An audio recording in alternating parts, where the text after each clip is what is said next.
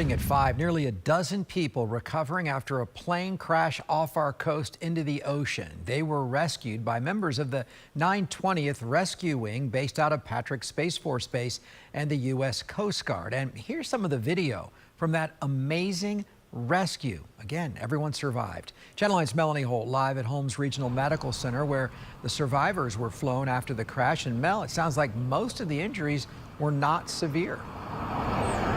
Yeah, we heard that there was at least one trauma alert, and there haven't been many updates since then. But we do know that everyone aboard managed to make it here, and they survived against the odds.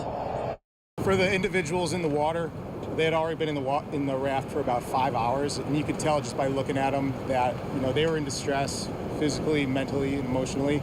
But for us, we trained to a very high level to deal with this type of thing. You're looking at images of an incredible rescue at sea. According to the U.S. Coast Guard, this plane departed Marsh Harbor, Bahamas yesterday and was en route to Freeport when it experienced engine failure.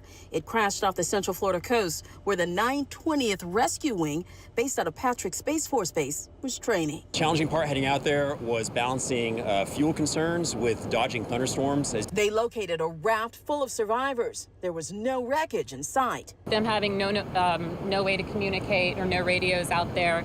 Once we flew over them, identified them, a thunderstorm was coming in, so they had their rain tarp over them for protection from exposure. We did a couple passes, and then we dropped our MA1 kit survival bundle, and within that they were able to spread out. There's food and water in there. I've not known anyone to survive ditching in the ocean, so the pilot would be worried about the sea sates, the crest, trying to land at the slowest but safest airspeed. And from what I've seen, I mean, for all those people to survive is pretty miraculous.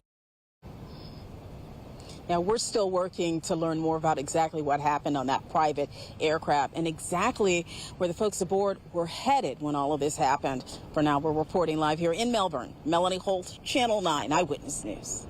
Yeah, as the details come out, it's even more